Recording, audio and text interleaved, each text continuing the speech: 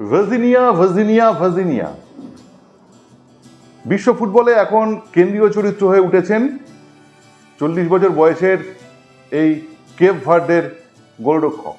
কেননা বিশ্বের 3 নম্বর স্পেন, যারা কিনা বিশ্বকাপ জেতার দাবিদার, কে নেই দলে, গোটা দলকে আটকে দিলেন একেবারে জালের মাথায় বসে। আর যা যা তিনি করলেন সেটাকে রূপকথা বললে বোধহয় রূপকথাকে ছোট করা হবে, কারণ রূপকথার থেকে বোধহয় তিনি বড় জায়গায় পৌঁছে গেলেন। একেবারে সুপার হিউম্যান একটা ক্যারেক্টার হিসেবে কালকে মাঠে তাকে দেখা গেল এবং ট্রেন্ডিংয়ে চলে এসেছেন ভার্জিনিয়া। গোলরক্ষক একা যে কতটা ইম্পর্টেন্ট সেটা আমরা দেখলাম। এই গুরু ভজনা তো চলছে গতকাল থেকে গোটা পৃথিবী জুড়ে, কিন্তু গুরু না ভজি মুই, গুরু ভজছি না। যে কথাটা বলতে চাইছি সে কথাটা কিন্তু ভাবাবে আপনাদের। ভজিনাই ভারতীয় মুদ্রায় তিনি যে ক্লাবে ফুটবল খেলেন, পর্তুগালের একটি দল সাভেজ তিনি খেলেন, সেখানে ভারতীয় মুদ্রায় তার বার্ষিক অর্থমূল্য 40 লক্ষ টাকা। কি শুনলেন? 40 লক্ষ টাকা। তা হঠাৎ এক্সট্রা টাইমে এই বিশ্বকাপের মাঝখানে এই কপি কেন? কানেকশন তো কিছু একটা আছে। কি কানেকশন? সেই মিসিং লিঙ্কটা আপনাদেরকে ধরিয়ে দিচ্ছি, চলুন fill in the gaps, blank হোক। ভারতে দুজন গোলরক্ষকের কথা আপনাদের বলছি। একজন গুরপ্রীত সিং সান্ধু, তিনি বেঙ্গালুরু এফসিতে খেলেন। ট্রান্সফার মার্কেটে সার্চ করুন, তার বাজার মূল্য 1,40,00,000,000। অর্থাৎ বিশ্বের এই মুহূর্তে সবচেয়ে হট টপিক যে গোলরক্ষক ভজিনাই, তার দাম 40 লাখ। আর ভারতের টিমের গোলরক্ষক বিশ্বকাপে কোশমিনকালে খেলবেন না, তার জীবদ্দশা আমাদের জীবদ্দশা দেখা হবে কিনা ঘোরতর সন্দেহ। তার দাম কিনা 1 কোটি টাকা বেশি ভারতীয় অর্থমূল্যে, ভারতীয় যে মুদ্রা আছে তার ভিত্তিতে। মোহনবাগান গোলরক্ষক বিশাল কাইত, তার দাম কত? তার দাম 1,80,00,000 টাকা। নিজেরা সার্চ করুন, www ট্রান্সফার মার্কেট সার্চ করুন, দেখতে পাবেন 1,80,00,000।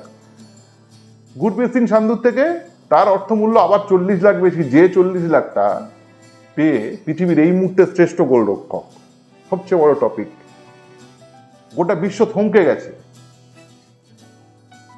শুধু সেই অর্থটুকু দিলে গুরপ্রীত সিং এর সঙ্গে বিশাল কাইতের যে অর্থমূল্য সেটা দাঁড়িয়ে যায়। এটা কি হচ্ছে? এটা কেন হচ্ছে? ভারতের গোলরক্ষকরা নানা দলে খেলে অর্থ উপার্জন করবেন, এ নিয়ে হিংসা করার বিষয় নয়। এটা নিয়ে আলোচনাটার বিষয় এটা হওয়া উচিত, কেননা সবকিছু সমান্তরালভাবে চলছে। ভারতীয় ফুটবল কি সেই জিনিসটা দিতে পারছে? সেই উদ্দেশ্য কি সফল করতে পারছে? যেখানে ভারতীয় ফুটবলাররা অর্থমূল্য পান, ভারতীয় ফুটবলটাও একটা সাফল্যের মুখ দেখুক, সেটা কি সমান্তরালভাবে চলছে? চলছে না। তাহলে তো প্রশ্ন উঠবে, আপনি যে অফিসে চাকরি করেন সেখানে পারফরমেন্স না দিলে প্রশ্নের সম্মুখীন হন। ভারতীয় ফুটবলাররা তারা ক্লাবের জন্য খেলে পারফরমেন্স করেন আমাদের যতটুকু সামর্থ্য আছে, কিন্তু সেই ক্লাবের ফুটবলের জন্য এই অর্থটা কি সত্যি প্রয়োজন? দেশের স্বার্থের ওপরে কি কোনো কিছুর স্বার্থ হতে পারে? দেশের থেকে কি বড় কিছু হতে পারে? হয় না, হতে পারে না। অথচ আমাদের দেশের এই পালং শাকের ক্যাশ মেমো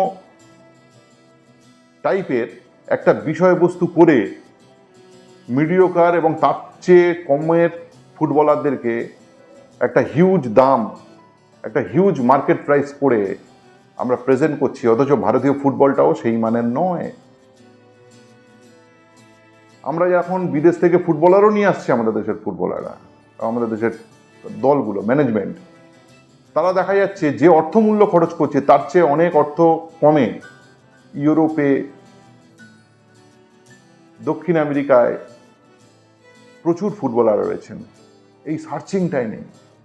আর আমাদের দেশের ফুটবলারদেরকে 4 টাকার জিনিসকে 40 টাকায় বিক্রি করে ক্লাবগুলোকে বিপদের সম্মুখীন করা হচ্ছে, যখন কিনা কর্পোরেট স্ট্রাকচার আসার পরেও 2014 থেকে আইএসএল শুরু হওয়ার পরেও আমাদের দেশের ফুটবলের 1 মিলিমিটারও ডেভেলপ হয়নি।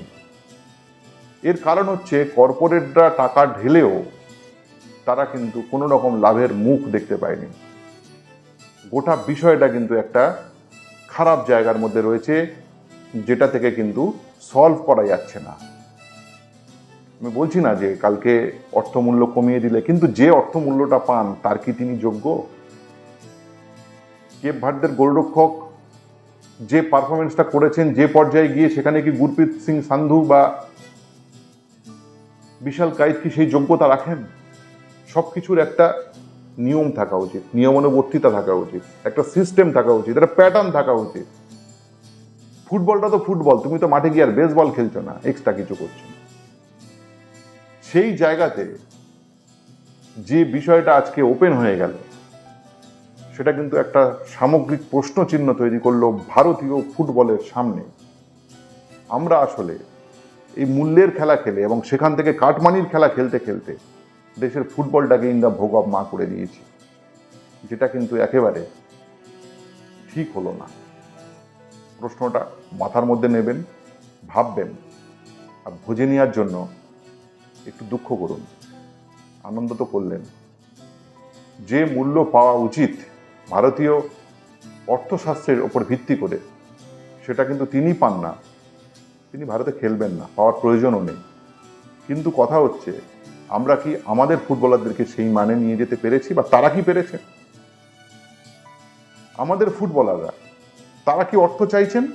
না। তাকে কেন্দ্র করে একটা এজেন্ট পুল আছে।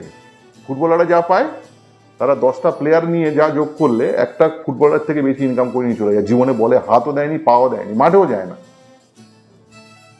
যায় না। এই যে ব্যবস্থাপনা, দালাল চক্র, গোটা পৃথিবীটা বোধহয় দাঁড়িয়ে আছে এই এজেন্ট চক্রের উপরে ভিত্তি করে। সর্বত্র এজেন্ট, যাদের কোনো ভূমিকা নেই। ডানা তো তোমার নয়, বাঁ তো তোমার নয়, অথচ দুটোই তার। সে লালনও করবে না, পালনও করবে না, অর্থও দেবে না, অথচ সব নিয়ে চলে যাবে মাঝখান থেকে। এই সিস্টেমটাকে বন্ধ করতে হবে। 2 টাকার জিনিসকে 40 টাকা দেখানোর কোনো মানে নেই। ভিডিওটি একদম ভালো লাগবে না, যত খারাপ লাগবে, যত ভাবাবে, ততই মঙ্গল ভারতীয় ফুটবলের। নমস্কার, ভালো থাকবেন। Extra time.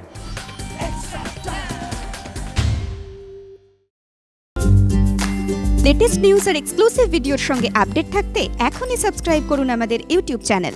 বেল আইকনে ক্লিক করতে ভুলবেন না যেন।